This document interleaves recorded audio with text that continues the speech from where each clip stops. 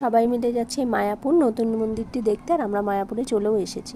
আমরা যাচ্ছি এখন টিকিট কাউন্টারের দিকে টিকিট কাটতে। টিকিটটি তোমাদের 50 টাকা করে কেটে নিতে হবে। টিকিট না কাটলে ভেতরে ঢুকতে দেবে না। আর আমরা অলরেডি ঢুকে পড়েছি নতুন মন্দিরে।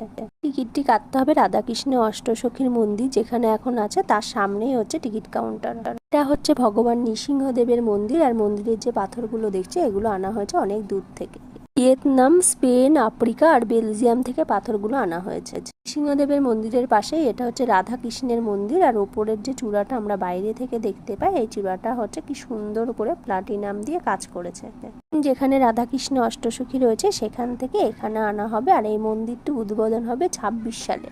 এখনো মন্দিরের অনেক কাজ প্রায় বাকি পড়ে রয়েছে। আর আমরা যখন মন্দিরের ভেতরে ঢুকেছি, এক মহারাজ আমাদের গাইড করে ভেতরে মন্দিরে নিয়ে গেছে।